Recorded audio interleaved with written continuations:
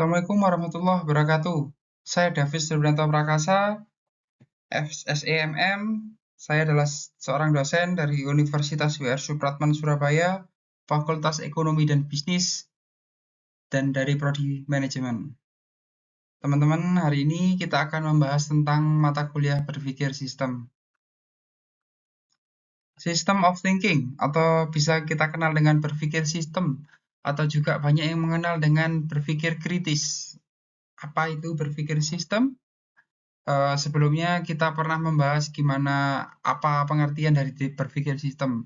Berpikir sistem sendiri merupakan bagian penting dari seorang pemimpin atau seorang manajer dalam mengelola sebuah perusahaan. Apa aja praktek dari berpikir sistem? Jadi ketika perusahaan ada masalah atau pengambilan keputusan, maka seorang pimpinan atau manajer harus memiliki pemikiran yang baik dan tepat serta bijak untuk menentukan pilihan atau solusi mana untuk menyelesaikan masalah tersebut. Oke, setelah itu kita mulai masuk ke negative thinking. Karena di pertemuan kita sebelumnya, kita sudah pernah membahas apa itu definisi, apa itu macam-macam berpikir sistem, atau contoh-contoh berpikir sistem. Dan hari ini kita akan mulai membahas tentang negative thinking. Apa itu negative thinking? Ada yang bisa bantu menjawab, teman-teman? Oke, negative thinking, suatu pemikiran negatif. Betul. Pemikiran negatif seseorang terhadap suatu masalah atau terhadap seseorang yang lain. Nah, berpikir negatif ini sangat buruk bagi seorang pimpinan atau bahkan seorang yang biasa, karena berpikir negatif ini sangat mengganggu dan membuat seorang pemimpin membuat keputusan-keputusan yang kurang bijak dan kurang tepat.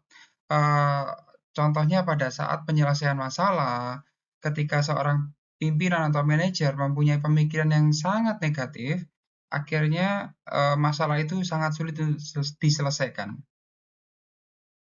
Nah, berpikir negatif yang terus-menerus.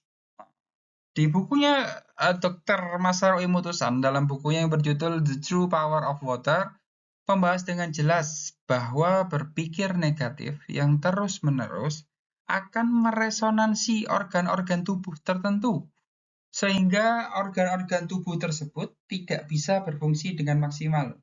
Dan selanjutnya akan dapat menimbulkan berbagai penyakit degeneratif dari yang ringan hingga yang fatal.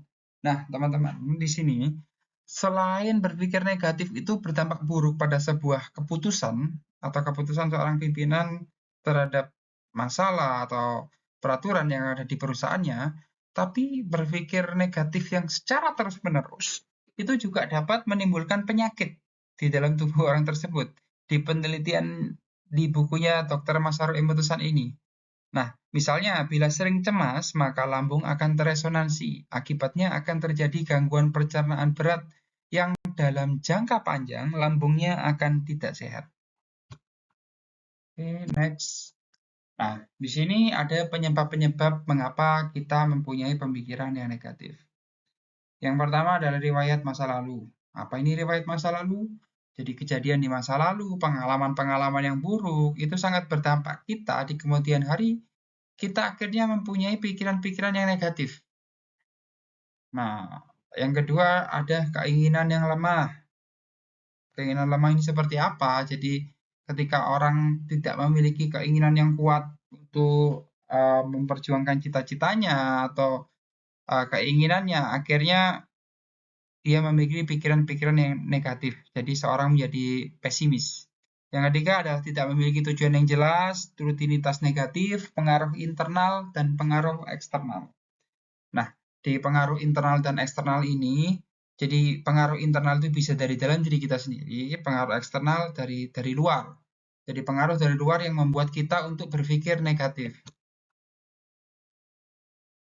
Oke, next. Oke, dari materi yang saya jelaskan tadi, mungkin ada pertanyaan dari teman-teman. Bisa bertanya dari materi yang berpikir negatif. Baik, kalau tidak ada pertanyaan, saya akhiri perkuliahan hari ini. Terima kasih. Wassalamualaikum warahmatullahi wabarakatuh.